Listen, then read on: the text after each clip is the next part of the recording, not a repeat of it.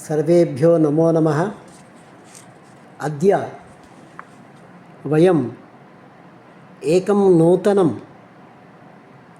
विषयम् अधिकृत्य किंचित ज्ञास्यामः।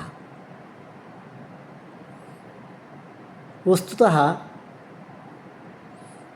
आप सब लोग जानते हैं, गुरु शिष्य, अध्यापकः छात्रः, आचार्यः अन्तेवासी एवं इस प्रकार से शब्दद्वय समन्वय होता है।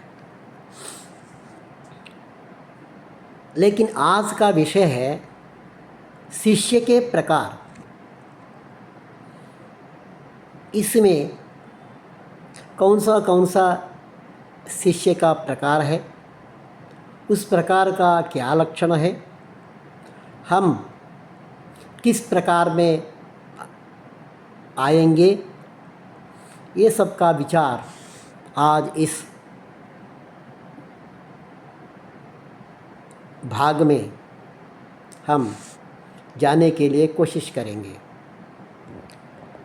शिष्य 4 प्रकार के होते हैं।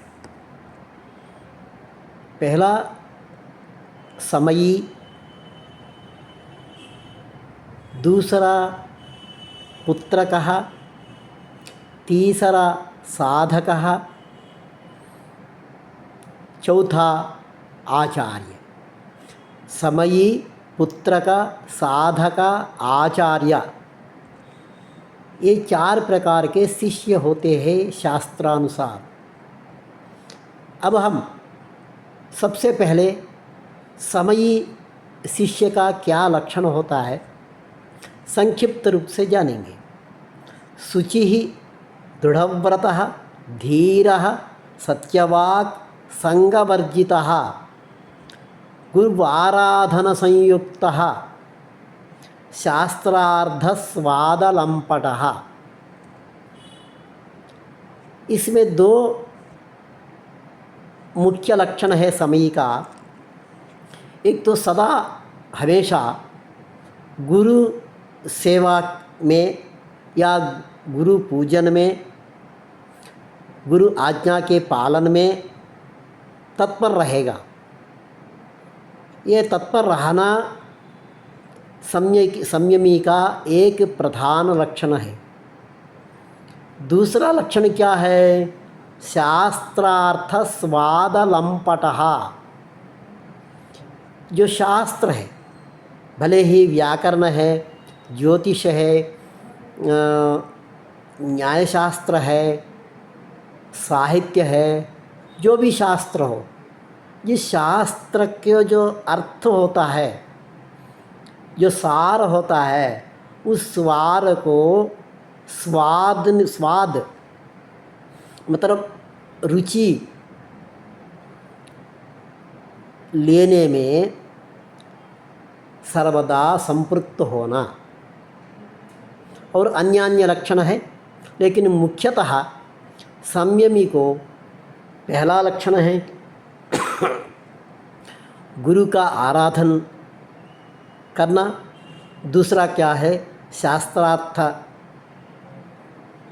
स्वाद में सर्वदा रहना। ये दोनों मुख्य लक्षण है।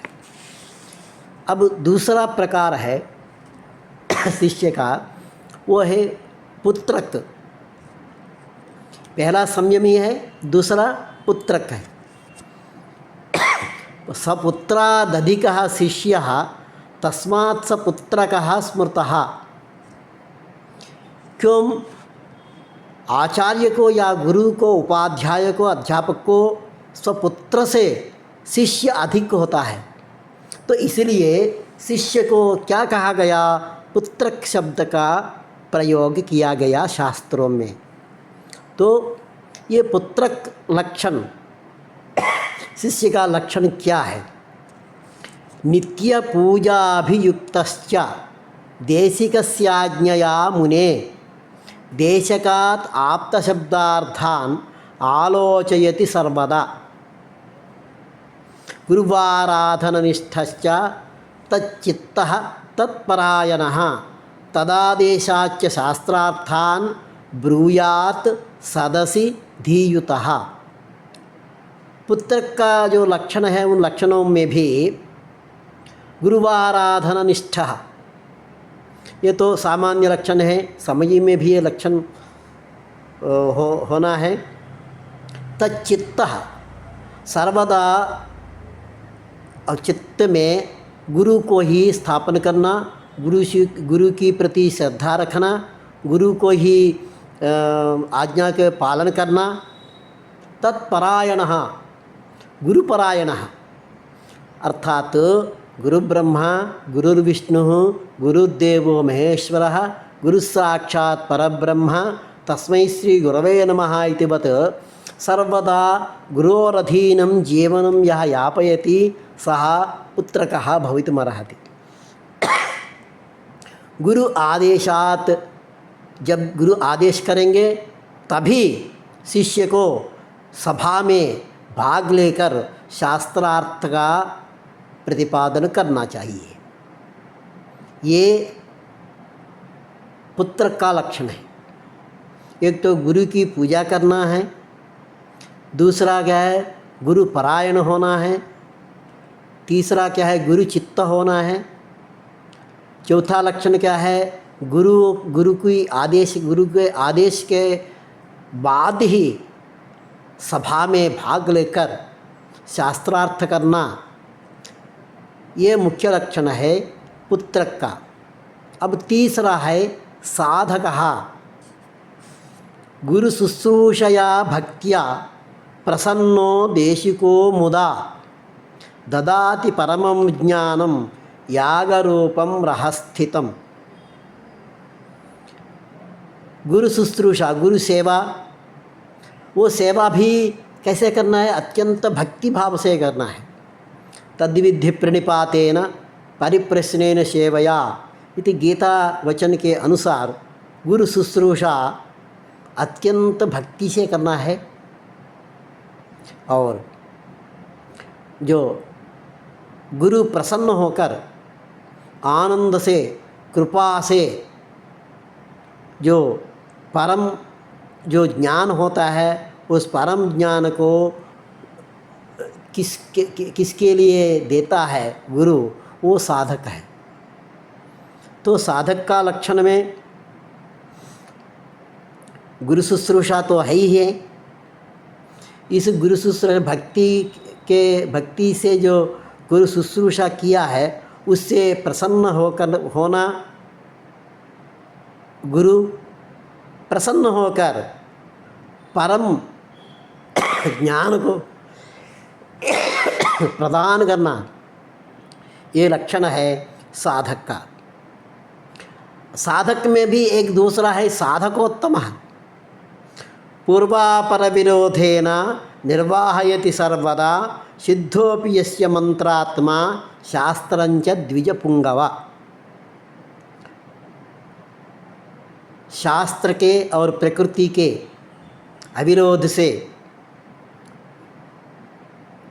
मंत्र का और शास्त्र का सिद्ध करने हेतु जो प्रयास करता है वो साधकोत्तम बोलता है, कहा जाता है।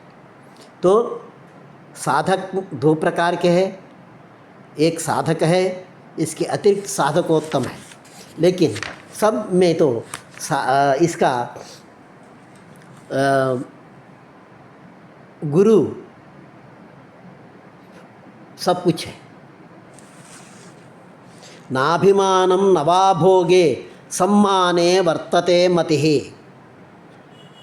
जिस शिष्य को साधकोत्तम बोलेंगे, जिसका ना तो अभिमान है ना वह सम्मान है न भोग है, इस अभिमान में भोग में सम्मान में जिसका मन कभी भी नहीं रहता है उसको हम बोलेंगे साधकोत्तम शिष्य। इसलिए और चौथा और अंतिम शिष्य का प्रकार है आचार्य। इसका नाम है आचार्य। गुरुना देशिकत्वे वै योजित स्वप्रसादतः प्रतिष्ठा पूजादीनां कार्याणां सोधिकारवान। जब तक गुरु का अनुमति नहीं है तब तक जो शिष्य है, भले ही वो शिष्य संयमी हो, भले ही वो शिष्य साधक हो, भले ही वो शिष्य साधकोत्तम हो, भले ही वो शिष्य पुत्रक हो, लेकिन जो शिष्य जब इसको आचार्य बनना है तब तो गुरु का आदेश और अनुग्रह अत्यंत आवश्यक है। गुरु के आज्ञा बिना, गुरु के अनुग्रह के बिना शिष्य कभी भी आचार्यत्व को स्वीकार नहीं कर सकता है, आचार्य नहीं बन पाएगा। तो भक्तानां संशयच्छेत्ता लौकिकान् पारलौकिकान् न लाभेन न रागेण न स्वार्थे न नामतः। आचार्य को बंधुओं थोड़ा ध्यान से सुनिएगा इस वचन को। जो आचार्य बनना चाहते हैं उसका लाभ की दृष्टि कभी नहीं हो, न द्वेष हो, न राग हो, न स्वार्थ हो, और अत्यंत मुख्य बात यही है, कभी अपने कीर्ति में, यश में कभी इनका मन ना हो। तो ये सब गुण जो है आचार्य में होना चाहिए। इस प्रकार का जो शिष्य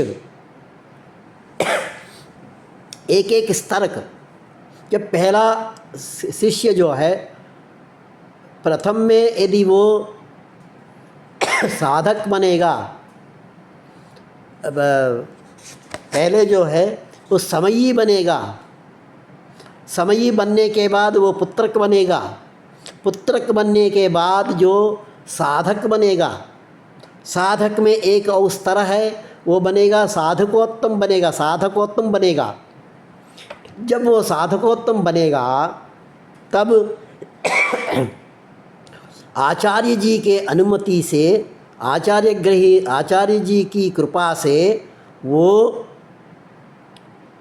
खुद आचार्यत्व का स्वीकार कर सकते हैं।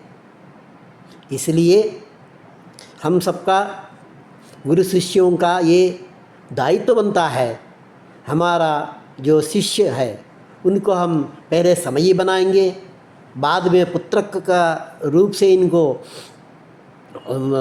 पालन करेंगे, इसके बाद इसको साधक बनाएंगे, साधक के बाद वो साधकोत्तम बनेगा, साधकोत्तम के बाद वो इसको आचार्यत्व दिया जाए, देना चाहिए। इस प्रकार का हर शिष्य का अत्यंत उन्नति के लिए हर आचार्य को अपने तन मन धन जीवन सब कुछ देना है। यही आचार्य का मुख्य लक्षण है। इस संवाद से मुझे ये कहने